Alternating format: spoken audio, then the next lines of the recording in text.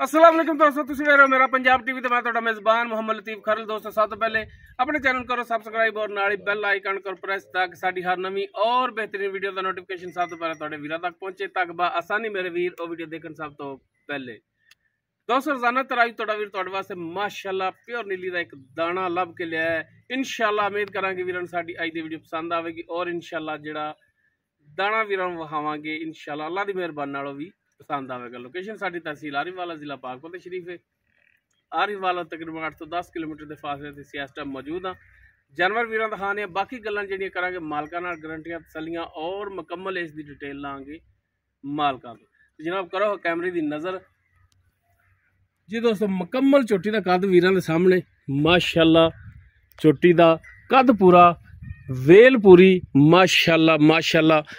मथे दे बराबर कद इसदा और माशाअल्लाह शाहजोर डाले जिन्ना लम्मा कद इसदा। तुन्नी कोली वीर देख सकते हैं बिल्कुल ब्लेड फिरिया बिल्कुल प्लेन पेट और माशाअल्लाह 5 कल्याण चोटी है जी वीरां दिखा रहे हैं। चारों खुर इस दे जिहड़े ने सफेद ने दोस्तों के सामने।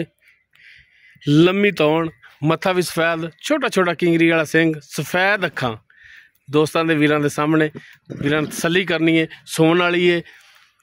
बाकी किनवा वारा सुना है सारी गल्लां वीरां दे सामने होणगियां माशाअल्लाह। अगों बंज बरीक पिछों मज माशाअल्लाह चौड़ी एक हड्डी दे विच चौड़ा पुट्ठा माशाअल्लाह जी। और बिल्कुल बरीक पुछल असार दा डोडा भी सफेद। बाकी माशाअल्लाह थण बड़ा पावर वाला रुग रुग दा थण लग्या है दोस्तों के वीरां दे सामने। तसल्ली करनी वीरां ने माशाअल्लाह जी। फुट तो ज़्यादा चौड़ा लिबास इसदा माशाअल्लाह जी। कला कला थान जिवें पीढ़ी दे पावे हुंदे ने माशाअल्लाह जी। बैणी वाली साइड वीरां दे दोस्तों के सामने तसल्ली करन वीर माशाअल्लाह। कला कला थान है और रुग रुग दा तसल्ली करनी वीरां ने भरावां ने। ऐन बैणी साइड तसल्ली करन वीर माशाअल्लाह जी। इहो जे तोहफे नित नहीं आते माशाअल्लाह। टोटल चोटी ते पशम गोडियां ते भी पशम। जनाब माड़ा छड्या जी टोर के दिखाया जी माशाअल्लाह जी। जिहड़े वीर जानवर रखते हैं शौक करते हैं इंशाअल्लाह उन्हां दे मयार दे मुताबिक जानवर लैके हाजिर होए। लो जी टुरन फिरन दा बिल्कुल साफ सुथरा तसल्ली करन वीर माशाअल्लाह।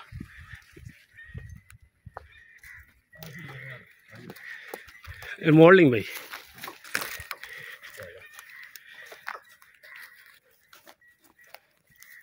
माशाअल्लाह जी। केड़े रंग दे विच चोटी वीरां दे दोस्तां दे भरावां दे सामने। बाकी इस दी डिटेल वो हुण लांगे मालकां तो। बल लो जनाब माशाअल्लाह जी।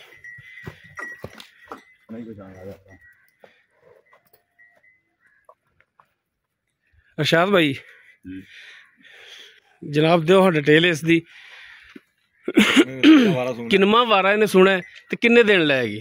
तीजा वारा सूबे दी। तीजा वारा बिल्कुल ठीक होगा जी माशाअल्लाह। चोटी ते हालांकि मूँह ते दूसरा वारा भी कहो तो दूसरा वारा भी मूँह ते पैंदा है।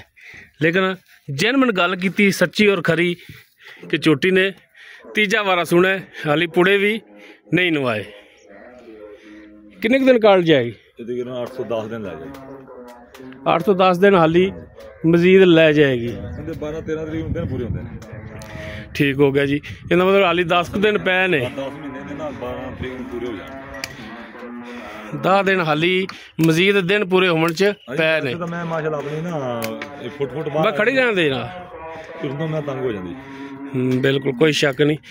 दस रही है चोटी कि माशाअल्लाह जिमें लिबास अगे उमें पिछे और हाली लिबास लै तो हाली इंशाअल्लाह जो इन्हें बनना है तो इंशाअल्लाह हाँ जी फुट फुट जेड़ा ना इंशाअल्लाह बाहर होगी पट्टां च।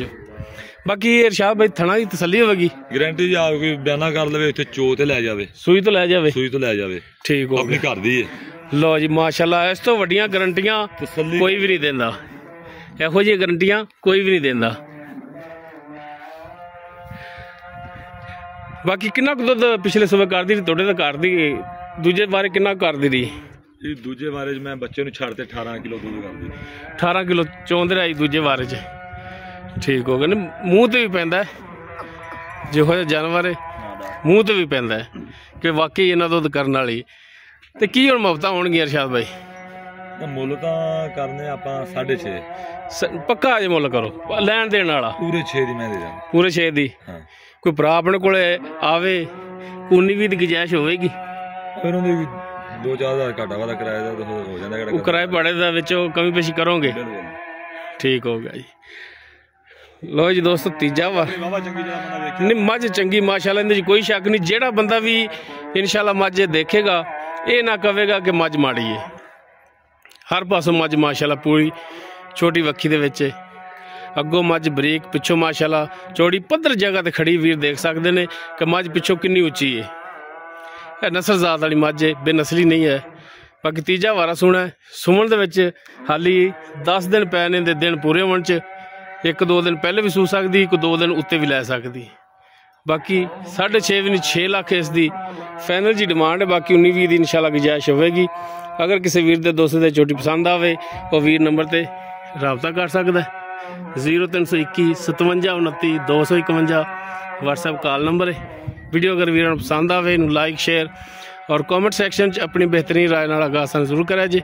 ਇਸ ਦੇ ਨਾਲ ਹੀ ਆਪਣੇ ਮੇਜ਼ਬਾਨ ਮੁਹੰਮਦ ਲਤੀਫ ਖਰਲ ਨੂੰ ਦੇਵੋ ਇਜਾਜ਼ਤ। ਇਨਸ਼ਾਅੱਲਾ ਮਿਲਾਂਗੇ ਇੱਕ ਨਵੀਂ ਔਰ ਬਿਹਤਰੀਨ ਵੀਡੀਓ ਨਾਲ। ਅੱਲਾਹ ਹਾਫਿਜ਼।